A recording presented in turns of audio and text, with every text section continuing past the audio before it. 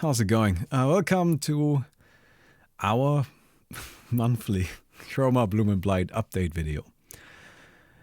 I know it's been a little bit since we did the last one, and I wanted to apologize for that. Sorry. It's just kind of like a bunch of stuff popped up. I got sick. It never really felt like the right moment. I'm sorry. But we've been working hard on the game, and I'm hoping that you all like what you get to see and hear today. Although I'm going to have to start with some, I suppose, bad news. All right? Kind of bad depending on how you interpret it. So the first bad news is that we are delaying the release of the game. The original plan was to release the game in November. But we feel, while we could, it just wouldn't quite be as good as we want it to be. And we would have to rush a bunch of stuff, and that just doesn't feel so good. I would rather make sure that when the game releases, it feels good and it feels fun. So, we're going to be releasing the game in January now. Kind of late January, kind of like maybe like the week of the 24th, that kind of stuff. Right? Around that time, that's what you can expect. And then we're going to just go into a full release. So what I mean with that is our original plan involved having an open beta of sorts. That is the second piece of bad news. No more open beta. And I'm sorry if you were excited for that. But there are some reasons for it. The first one is we want the release to feel special. With a lot of games, they kind of go like from a closed beta into an open beta and then into release. And it just kind of like feels like they didn't ever release. And we don't want that. We want it to feel like now, today is the day when the game came out. There's also some more practical reasons though. You got to keep in mind we're a smaller developer. And we're kind of just trying to make it through the world on our own. And so, well, we'll get to that in a second. But based upon advice, I've come to the conclusion that I think it's best if something that we do is we try to build a following of Steam wishlists, which then, if we have a release day, will make it so that Steam will just will consider us to push us on the homepage, which is really important. Would be huge if we were to get it. As such, there are some distinct advantages with not going with a release, not going with an open beta, because if you do like an early access / open beta type thing, then Steam doesn't really consider that. And it's just something with the algorithm. Point being, no open beta. Sorry. Now you might be like, okay, well, but like, how do I get to play the game then? I want to play the game. Well, here's the thing. We're going to be giving out a ton of keys. So we still want people to be able to play in a closed beta, which has started. In case you aren't aware, closed beta is live. It's been live for like 2 weeks. And actually, I think longer than that, like 3 weeks at this point. And we sent out keys to everybody. And if you purchased closed beta on Kickstarter, then you can go and check your email, and you should have a beta key in your email. For the Steam version of the game, you can just play it, can just try it. And yeah, so there's that. But we're also going to be giving out a lot more keys. We're going to be doing that on Discord mostly. So you should join our Discord. Right, that's where we hang out all the time, interact with everybody all the time. We find matches to play and so on. So please make sure to join there, and then we'll be giving out keys all the time. I'm really planning to just be like, you want a key? Here's a key. You know, like basically just everybody gets keys all the time. All right. So that's kind of what I want to do. And that's how it's going to be handled. So it will not be a rare occurrence to get a key. I don't think so. Anyway, so that's that.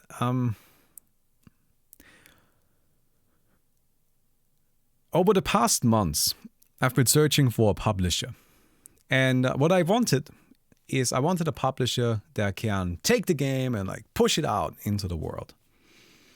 Because I wasn't entirely sure we would be able to handle it on our own. And while Oh God, I don't know what I'm trying to make this. We got a publisher for Asia. That's what we have. Okay. Hello. Yes, Chroma has a publisher not for the entire world, but specifically for Asia. So that includes China, Southeast Asia, Korea, and Japan. The publisher is called Whisper Interactive or Whisper Games, and they will be working with us to both translate the game as well as publish the game in those regions. They will be translating the game into Chinese, traditional Chinese, Korean, and Japanese, as well as providing support for social life for the game within those regions, on social media platforms and all of that stuff. Yes. What this kind of means, it leaves us in this funny little spot where we both have a publisher, but we're also still going to be kind of indie because our publisher is just Asia specific. They work in Asia. That's their territory. They don't really feel comfortable working outside of it. And honestly speaking, to me, that's fine, right? Asia, they like card games, right? Like that seems like a good market for us to hit. But what we want to do, where we're going to be in the West, is we're actually going to be kind of indie. It may sound a bit weird, but we're going to be an indie with a publisher because we're going to be indie in our territories, right? In the West, being like Europe and North America, and I guess America in general, and Africa, and like all of those places. That's going to be just us. While Whisper will be handling Asia. And as a result, it will feel like we're indie for like a lot of stuff. So yes, we're going to be kind of like an indie with a publisher. So it's just kind of... but of course, this is really exciting. It's really exciting news. And I'm really, really happy that we managed to find somebody. And, like we've been working with them already and they're nice. They're doing stuff. They're translating and such, which is really, really helpful, honestly. But yeah, so that's kind of that. I just wanted to let you know about that. I think that's really exciting news. And now... is indie with publisher indie is hot dog a sandwich? Yeah, it's kind of a little bit weird, right? Like, are we indie? Are we not indie? Like, it's going to feel like we're indie for us because we are independent in the West, which is I assume most of you and me kind of like spend our time like on online social media, like all of that stuff, right? But outside of that, it will be it will not be indie in Asia. Which is kind of weird. It's kind of a weird feeling, isn't it? But yes, so that's where we're at there. Okay, I am now kind of ready to take you into a game. What we're going to do is we're going to just have a look at everything that's in the game right now, show you some of the nice new stuff. Then I want to show you our cool new debugger that we made. I think you guys are going to probably find out a bit of fun. And then we're going to go into gameplay. And you are free to, of course, ask any questions or anything that you're interested in as we go through it. Hey! Thank you very much, dude. Been a long ride. You deserve it. Smile. Oh, I honestly, I worked my ass off for this. And yeah. Anyway, so... hello, here we are in our game again. You might be familiar with this all already because, I've shown this all before, but there's some new stuff. So first of all, some of the new stuff here is that we have so much artwork now. I mean, look at it. Remember how before there was all placeholder art? Do you guys see any anymore? There's almost no placeholders left. And this right here is like all of the cards in the game that are fully working and fully implemented. It is we actually have even more art than this because right here, if you click this show work in progress, then you can see that all of these, like everything that's like work in progress means that it's currently still being implemented.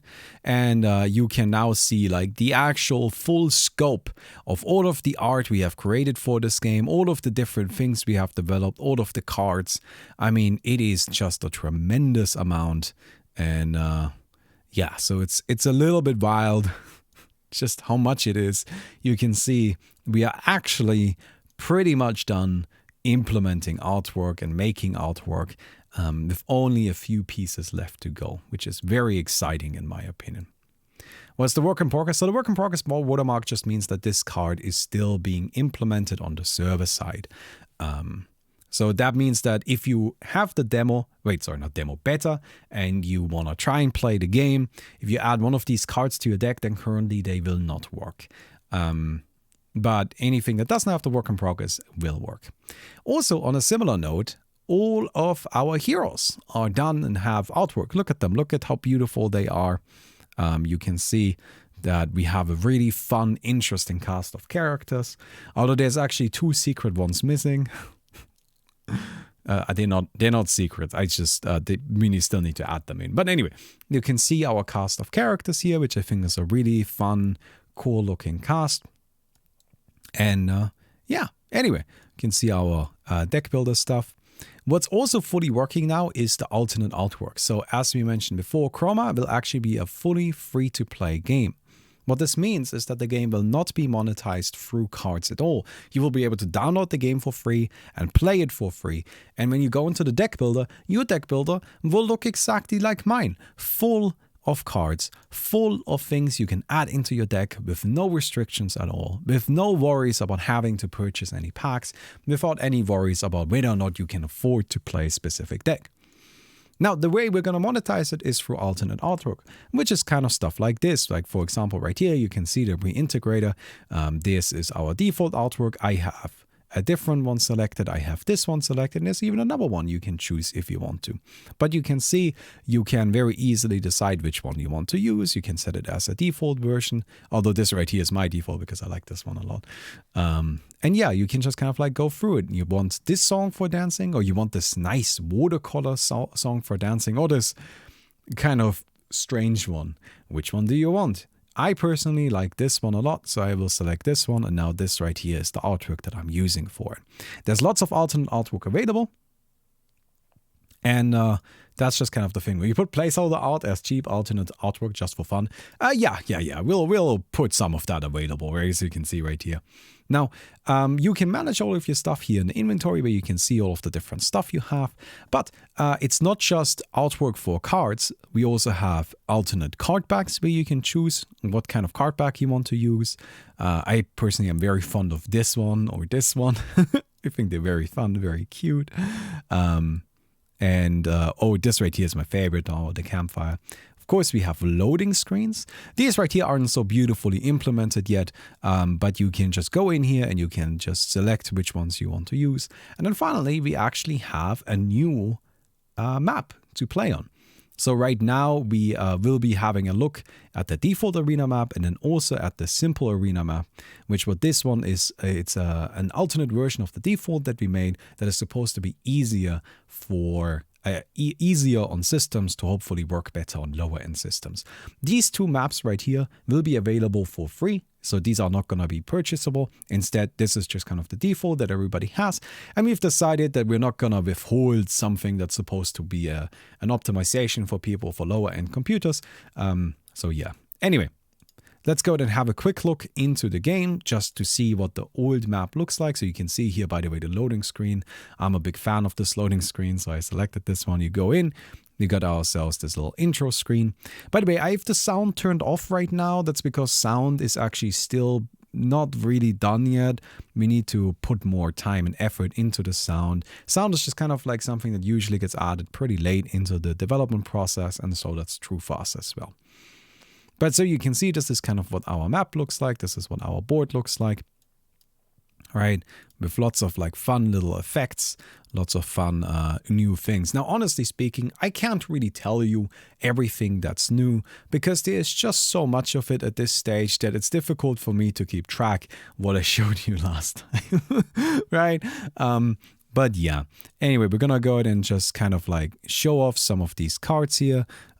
Just some smaller little things. I don't want to spend too much time on the map right now. I just want you to kind of like see how it goes. Very nice. Good job, bot. That was well done. Make your own creature smaller, right? And then we've got these like fun little animations here that just work nicely, don't they? Anyway. So we're going to go ahead and go back into the main menu, and I want to show you the different map now. So this right here is what we made as an alternative version that's kind of meant to be good for lower end machines. And then let's maybe pick a different loading screen while we're at it. Why don't we go with, which one looks like a bit of fun? Why don't we go with this one right here? I do like the Winter's Tooth loading screen. Very good. And you see how quick it is, and then you go into single player here. and here's our loading screen, and then here is our alternate map where we're playing against different opponents. So you can see this one is a lot simpler. I think a few of you might just prefer this anyway, right? Personally, I like the other one more, but I still like this one quite a bit as well. But it's a lot simpler. We just kind of made it about these ruins, and it's just using very easy to process textures instead of having a lot of 3D models or anything like that. Now, can I show you guys something a little bit interesting? All right, so we're gonna have to swap something around in in my scene here. Let me go ahead. Oh, actually, let me do it like this. 1 second, I have to set this up really quick.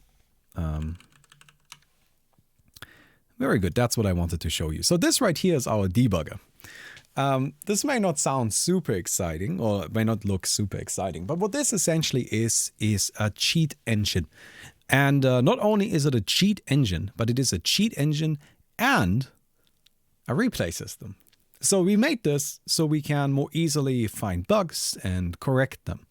Now, to clarify something right away, just to immediately make this very, very clear. This cheat engine cannot be used in multiplayer. And when I say you can't use it in multiplayer, I don't mean it's not enabled in multiplayer. I mean this cheat engine, just the multiplayer and the single player, even though they look very similar, they're actually two entirely disconnected and different systems. They're completely closed off to each other. And the multiplayer has no idea how to run this. So that means even if you were to somehow be able to rip out the debugger, and then what you need to do is you need to go onto our servers. You need to hack into the servers, install the debugger, and then you need to go into probably hack into our Steam and then install the debugger there as well, that it allows you to use it in It's just not gonna happen. You don't have to worry about that. There's zero chance of anybody using this in multiplayer. Now, I've already hyped this up a lot. I'm gonna make this a little bit smaller so it's a bit easier, so it doesn't take up so much of the screen here. But what can this do? Well, it can do pretty much anything. You guys want to have 1 million mana, or 2 million, or 5 million? How much mana do you guys want, right? We got plenty of mana. Which card would you like to play? How about we play what am I looking for? You guys want 69, man. All right, you guys are just the worst. Why don't we play a Fields of Longing? So why don't we just kind of spawn one of these bad boys in? So you can see I now have a Fields of Longing that I can just have come down onto the board. Or I can, you guys want a boat? All right, here's a boat. Here is our board. You want a boat? There's a boat. Look at it, how fantastic it is. And now we have captured an elephant on top of our boat. You guys want to see what else we can get? Oh, very nice. We can capture our entire deck. Oh my god, boat is fantastic. Now, you guys want to maybe, you know what we could also do? We could just add a card to our hand so it doesn't have to just be onto the board. So we could say, hey, here we go. All right, you guys want to have 1,000 shining teeth in your hand? All right, let's go and play this bad boy. And, oh, by the way, this is going to be a bit of a fancier animation right there. And here we go. Although no, it didn't get stuck. Very good, very good. So yeah, this is kind of how it goes, right? Like you can use this debugger to really just do a lot of stuff.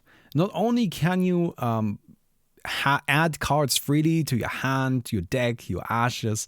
Not only can you do that, but it gives you a full list of any actions available at any given moment. And as well as keeping track of everything that's happening at any given moment. You can do bug reports by marking a specific turn and basically saying, oh, there was a bug here. Right, and then I place a bug marker, and now there's a note in the replay for this match that shows that there's a bug at this point. And finally, we can save replays. So if I open up my output folder here, you can see that. 1 second, I kind of gotta move stuff around. But you can see here there's a bunch of replays, and you can take these replays and you can play them back, and then that way we can very easily recreate all of the bugs that we found. So this is an incredibly useful tool that is also just integrated into the game that you guys can also use if you want to. In fact, if you where to use this and find a bug, then please send us the replay. That would be very nice. Anyway, so that's the debugger. This is actually a very exciting tool. I know it may not seem like the biggest of deals, but it goes a long way in terms of enabling us to make sure that the game is the best it can be. So we're going to leave it at that for the debugger. And now we will head ourselves into a match. 2 matches. In fact, I have prepared 2 decks that I would like to show off. The first one is, should we start with boat combo or should we start with page control? Maybe I'll leave it up to you guys. Which one do you want to see first? We've got this Ink Eater deck here or the Architect deck. You guys want to see the boat? Okay, so boat combo is nonsense. I'm going to just go ahead and warn you. This is not a good deck. This is absolute freaking nonsense, but it is very funny. So, what is the point of this deck? Well, there's a card called Empyrean Goliath, which is this card right here. Sorry, the text formatting is a little bit weird. We're working on improving that. So the Empyrean Goliath has Dawn and ability, which means it comes down and immediately triggers this effect, and it can then use mana to trigger the effect again. Which says, remove the top companion from your deck and add it to Empyrean Goliath as crew. So now it becomes part of the Empyrean Goliath, right? You saw that earlier where the companions were placed on the boat. Then, after Empyrean Goliath attacks, you may choose any of its crew to enter the story. They gain boat. At the end of your turn, if they weren't destroyed, they become crew again. And it finally has Dusk, discard the crew. Hey, Dahaka, thank you very much for the 9 months. So the way this works is when the Empyrean Goliath attacks, you can choose any of its crew to attack along with it, which is very intense. Thank you very much, Camel Guy. Appreciate it. So this is a very intense effect where all of a sudden you have a ton of stuff on the board. Now, the usual way of doing this is you fill up your deck with lots and lots of powerful companions so that when you finally get to the boat, you drop down the boat, you attack with the boat, and you fill up the board again with a lot more companions. That's the smart way of doing this. The way I've been doing this and the way this deck works is it uses this card right here, the Crag Warden. When I attack, so first of all, Overwhelm, which means any overkill damage goes to the opposing hero. Then when I attack, I discard the top 10 cards of your opponent's deck, and Dawn, I destroy target opposing permanent. And it's a 9/9. Now, for our purposes, the only things we actually really care about is the Overwhelm and the stats. But one of the problems with Crag Warden, it's a 9 mana companion and uses 5 red and 4 blue. We have no red. Now you might be like, why don't you just play a deck with red? Well, we could, but that's not what we're doing today. I found that this deck is pretty bad, and it's hard to make it work. Okay, just stick with me. We need a lot of spells because these are actually the only companions in the entire deck. This deck has 3 Empyrean Goliaths, 3 Crag Wardens, and no other companions. Everything else, except for, I guess, 2 Sons of Dragons? I don't know what those guys are doing there. Let me actually get those nerds out really quick. They don't really belong in there. But the basic idea here is that we only have the absolute required amount of sorry, I did the fact that there was this one guy in there that's not really supposed to be in there now kind of threw me off a little bit. All right, but then we go and just add 2 cards in here really quick. Very good. Is fist filled with light bug into 2 entries? Yeah. It's being a little weird. Here we go. Fixed it. No problem. So the whole point of this deck is that it's only spells and enchantments otherwise. It has no companions. And what we're wanting to do is we want to just stall and defend until we can get down on Empyrean Goliath and attack with it. And if we ever do that, we basically instantly win the game. The problem is that for that to work, we really need to work very hard to survive, and that can be incredibly difficult. We're just gonna go ahead and see how this goes. That's our boat combo deck. It is very funny when it does work, but it is definitely not in any way reliable. So we'll see how it goes. Does buff your boat with bolt? Yeah, but the problem is we don't really want to like accidentally use one of the boat summoning effects on the Son of Driven. It's okay. We'll go like this. This is way more fun anyway. So we are playing against a Magnarchitect. Magnarchitect, a pretty chill hero, luckily enough. Not something that usually is too intense under pressure. Now, this deck has a lot of ways it can lose. One of the ways that's not so great for us is we can just draw the Crag Wardens.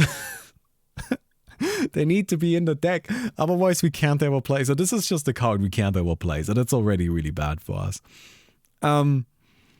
But the other way, of course, is that we just kind of die. Now, what is our hero? We're playing the Ink Eater. Sorry, it says invalid ability text right now. It's because it's still work in progress. But what the Ink Eater's primary ability allows us to do is for 1 mana, we can have a look at a random card in our opponent's hand.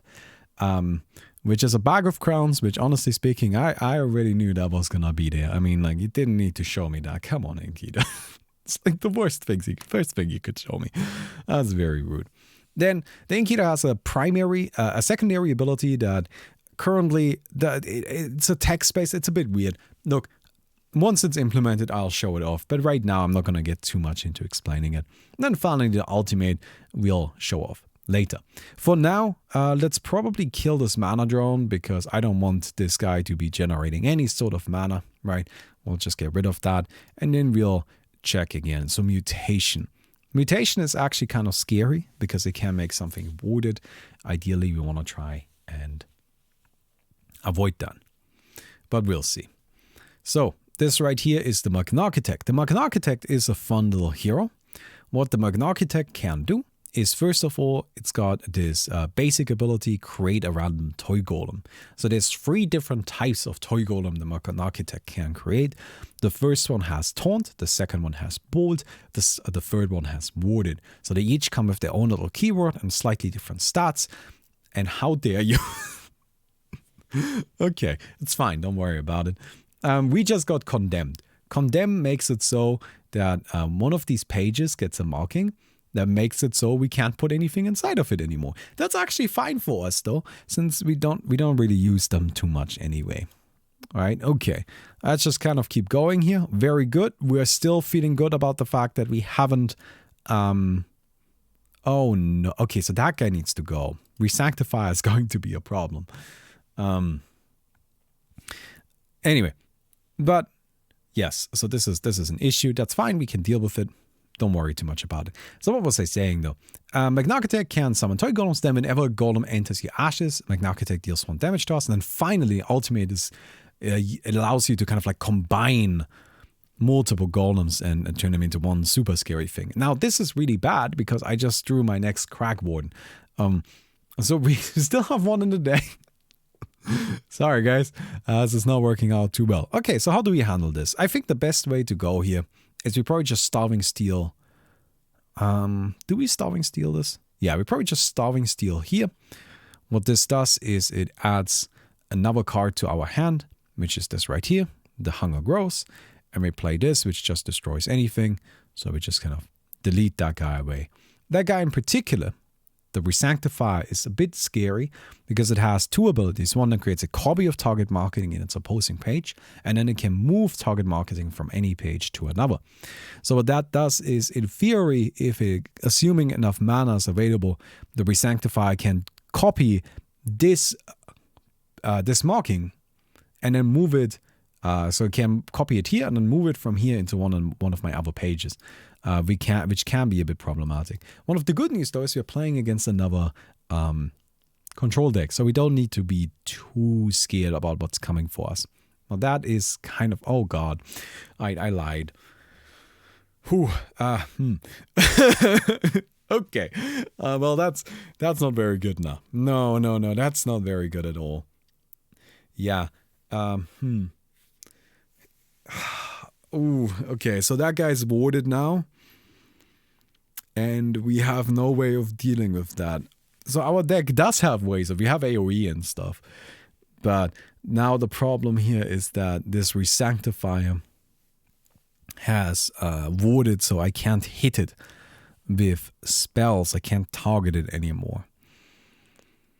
Well, I guess so be it. I need to play a card because my hand is starting to look very full. So I'll just kind of use this and apply a free health shield to myself. And let's have another look at what's going on here. Reintegrator. Okay, I'm not too worried about that.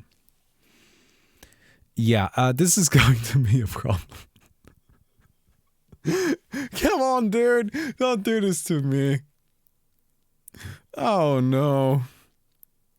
Alright, guys. We have a clock. And it's kind of a tight clock. We need to make sure that we get off at least some... Oh, okay. No, don't worry about it. Garden of Thunder. It's fine. Okay, we're fine. We're gonna play Garden of Thunder. This just deals damage to everything. Which works nicely because that allows us to bypass warded. The bad news is that 2 of our pages are now condemned. Oh, nope, never mind. 3 of our pages are now condemned. Hey, Big Fudge Fair 29, thanks for the Twitch Prime. Can you not remove those blocks on your pages? It is possible, so what I would need for that... We got it! Okay, so what I need to remove these, right, is I need to have a blessing of... a marking myself. But my deck doesn't play any. Again, this deck isn't very good. So, what we do here is I think we have 10 mana available right now. And we only need 8 for the Goliath. So what we do is we play Deconstruct. Then it's very important we queue our mana in a way that leaves open 1 green. Because now we're going to play... So I can't play this here, as you can see. Right? But I'm going to play the Empyrean Goliath over here. I have a boat inside of my Empyrean Goliath now. Very good.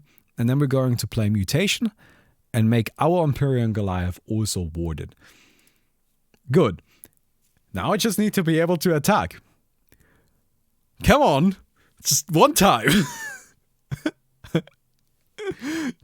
just do it for me. One time. Just let me do it. Oh, it's still alive. It's got 5 health. It is warded. No, that doesn't work. That doesn't hit it. You can't use that. No, don't do it. Don't do it. No, god damn it. Oh, there's the reintegrators. Guys. Oh, Munchen, let us attack. We concede. You win. Let us attack. No! Munchen. Okay, it's a disaster. So, now, by the way, on top of my board, there was... So, I had another boat inside of my boat, which makes my life quite a lot sadder because now I don't have any boats anymore. Alright, we're gonna do Rummage. What Rummage allows us to do is it allows us, at the start of our next turn, choose a companion, a landmark, a spell or enchantment, and then uncover one of those. Which is really nice for us because there's only 2 companions left in our deck. So that's what we're gonna hope we get. Oh no. Munchen, I can't believe you're doing this to me. By the way, I do have to say, the other deck I wanted to show off is Page Control, right? Which is this deck. I can't believe Munchen is doing this to me. Worst of all, I showed people in the Discord this deck, and now this guy is doing it against me. You're using my own deck! Hey, nice. Gimanosoro, thank you very much, dude. It's unbelievable, dude. Alright, uncover a companion. There's only 2, so we'll get a Goliath. Alright, let's get a Goliath. So how do we do this? I think what we do is we play the Goliath, and then we fists filled with light to protect it. Do I have enough blue mana for that? No, I don't have enough blue mana for that. Okay, so that's not happening then. I think we just YOLO the Goliath.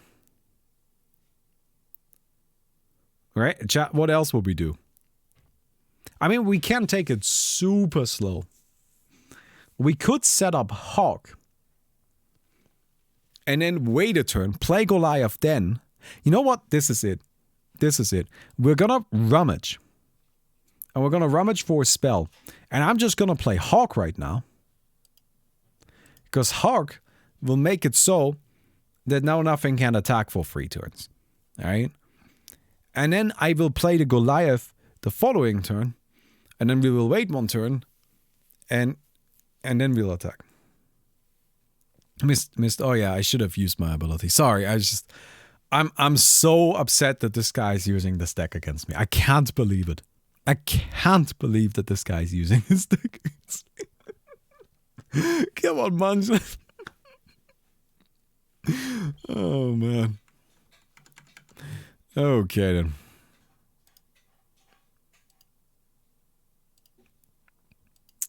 So. Okay. No, this is all fine. These guys can't attack. Nothing can attack right now. Alright, that's just not really a thing. Get your hot dogs here. Any cards to revive the boats? No, not in these colors. Otherwise, that would definitely help.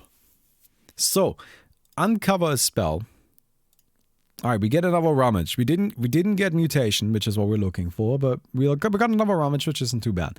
So we need to deal with this stuff. And what we mostly need to deal with is Null Dreams, because Null Dreams will literally kill us next turn. So what we're gonna do is we're gonna play this, and we're gonna play a Starving Steel, which will destroy this, and will give us the Hunger Grows, which I will now play to destroy this. Then we're gonna queue up 3 here and Lightning Seed this guy. And then we're gonna queue up another 3 here and Lightning Seed this guy. And then we will play Rummage, and we really hope we find a mutation next turn. And then maybe we can still do it somehow. Maybe we can still do it. And we really need to hope we don't draw the last Crag Warden. I mean, if we draw the last Crag Warden, that's just gonna be it. That's just gonna be over at that stage, right? But we have to believe, right? You have to believe a little bit. You have to dream a little bit. So that's what we're doing. No! You can't do it. Can't. Alright, we lost. Oh, come on, dude. Oh, man. Monomaniac. Both heroes discard their hand and then draw 4 cards. That's it. That was my last boat. That was my last boat. Now I can't. Okay. And my board is almost full.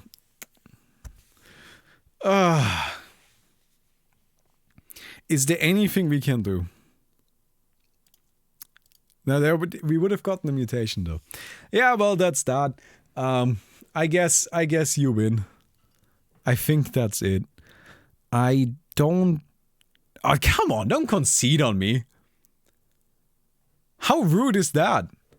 How rude is that? All right, so that does actually throw me for like a bit of a little bit of a twist and turn here, because the other deck I wanted to show you today was this deck right here, the Page Control deck. Which the idea of this deck, right, is to use Condemn, which is this card right here. By the way, these question marks, yeah, we're working on it.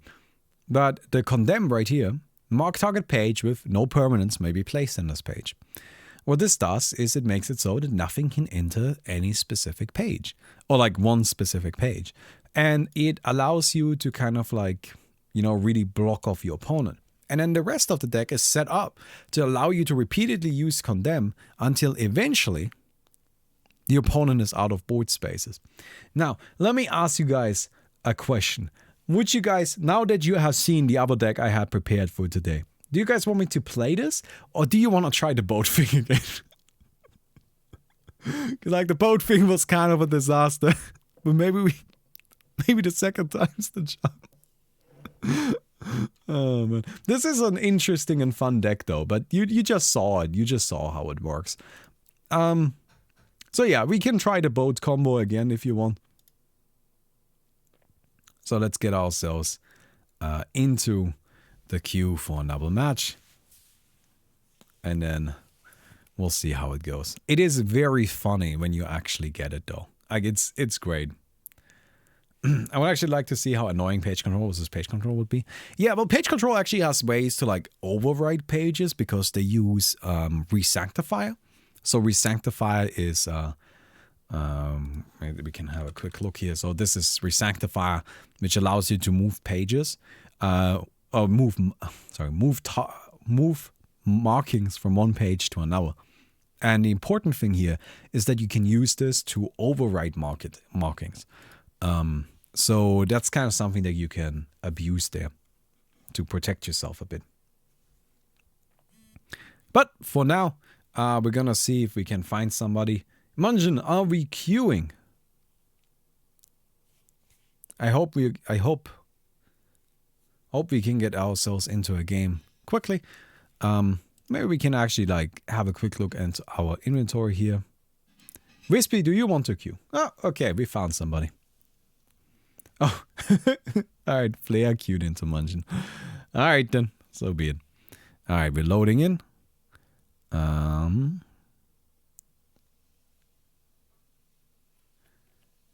Ooh, I hope it's actually gonna load.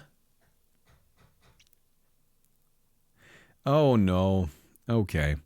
Alright. So here is where the problems come in, and here's why we are still in a closed beta.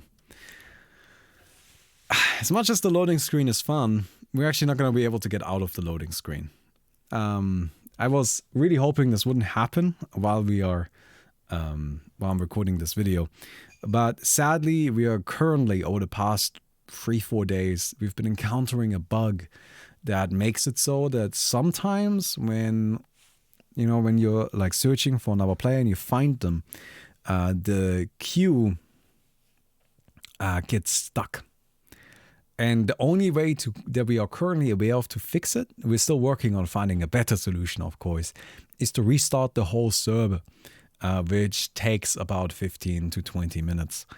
And that means that sadly that last game we played will be the last multiplayer game we will be able to play today. Yeah, we were really hoping, just kind of praying that bug wouldn't happen right now. Again, it's just, this is the life of it being a beta. This is definitely our highest priority issue to fix right now.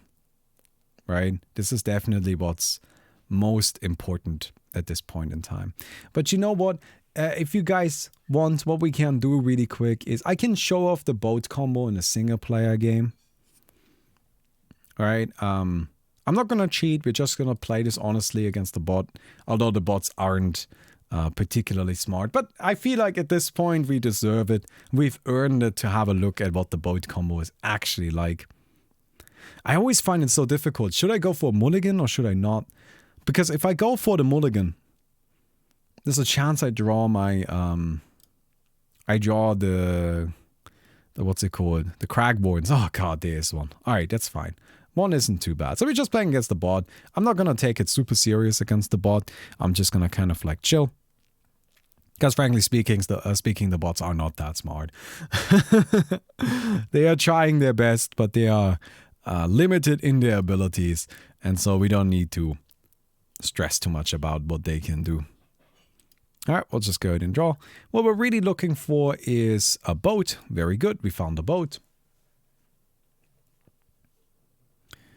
So, let's go in here. And then we just kind of shoot this guy. And now we just need to wait until we have enough mana to play the boat.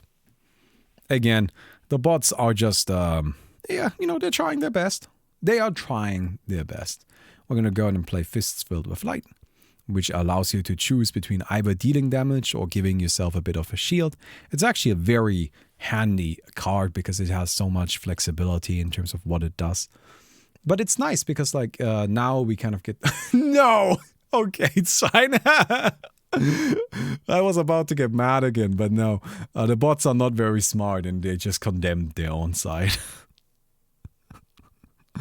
I told you the bots are not necessarily the brightest. They're trying, okay? They're doing their best. Oh, come on, I drew another Crag Warden. Alright. Today is a little bit cursed, but that's okay. So. Okay. This guy is a little bit scary. Think we wanna... Do I play Goliath right now? How do we go? I think what we do is we go for the same setup we tried to use earlier. With Hawk into Goliath. Is Crag Warden a bad card? Crag Warden is an amazing card. It is an absolutely incredible card. But just not in these colors. Right? Like, I am playing green-blue and you need red. And, yeah, so Crag Warden is absolutely insane in terms of power level. But you do require the right colors for it. Hey, Chamberstein, thank you very much for the 39 months, dude. Appreciate it. Oh, that's actually really nice for... Oh, no. Oh, okay, we're good. So, here's the basic idea behind both combos. Sadly, we drew pretty much most of the stuff we don't really want to draw. But what we can do now is we attack here. We select the boat. We summon the boat comes down. The Crag Warden goes into the boat. We get ourselves another chance to attack. We attack with the boat. We summon the Crag Warden. The Crag Warden comes out of the boat. Down comes this bad boy. We destroy this right here. And then our Crag Warden attacks. And gets another 1,000,000 points of damage in as well as discarding most of the deck. And yeah, it just kind of like hurts. You know what? Now everything goes back. So you can see this is just some nonsense, dude. Oh man, that actually, I don't know. That's just very funny to me.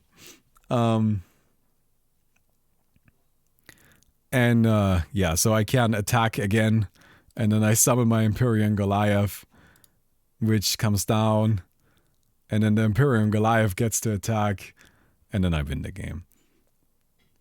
So, you know what? I want to show you properly just one time. Sorry, I'm way too passionate about this now. But this time around, we're just gonna cheat. Okay? Now that I've tried to show you, but I'm getting a little bit unlucky with the card draw. Let me just kind of like show you how it's supposed to go. Alright? So, we're gonna add a little bit of mana. So, here's our Empyrean Goliath. So, it's now our turn. This is our best case scenario. What we did is we don't have any of the other stuff in our hand, but we have an Empyrean Goliath on the board. And we have infinite mana. Wait. Here we go. We have infinite mana. So all we need to do is we activate this and we get ourselves another boat. Perfect. So what we do now is we attack with the boat. Out of the boat comes another boat and a Crag Warden. Crag Warden comes down, just kind of hangs out and is nice and scary. Empyrean Goliath comes down. Oh, you know what's in the Empyrean Goliath, guys? You know what's in the boat? It's another boat! We summon another boat. Oh, there's another Crag Warden in that one. You know what? Why don't we just go ahead and get ourselves the last little Crag Warden? Thank you very much. We attack with this boat. Boom! 2 more Crag Wardens. And we summon these bad boys. And at this point you won. Right? Even Yesta's saying place Nesta boats to the left, not right. Yeah. Even Yesta's already showing off his knowledge about the specific combo stuff. I'm not trying to go too deep into that right now. But then you just kind of attack with these guys. And, you know, you kind of win the video game. So this is a 1-turn kill. You just do immediately win the game if you ever get to do it. But it's just kind of a little bit hard to actually get to do it. It is a very fun deck. It's probably going to get a little bit better as more cards get added. As it stands right now, it's sadly not that strong, but it's very amusing. So yeah, anyway. So that was our update video for, I guess, October. Look at that. I'm hoping I will see you guys in the Discord, joining us for the closed beta, so we can, play the game with each other. I'm always looking for people to play test with, and there's always new cards getting added. I mean, honestly, you can just have a... Wait, let me see. All right, like if you just have a quick look at our Discord patch notes channel here, right? So what we do is we release a patch every other day. And then in every, I'm always writing patch notes for, and you can see there's a lot of stuff always being added and changed and improved. So please feel free to join. I would definitely appreciate that. Anyway, I hope you guys are excited for the game. I'm sorry for having to delay it a little bit, but I really want it to be the best it can be. And I think this delay will allow us to do that. And yeah. All right. That's it. I'll see you around.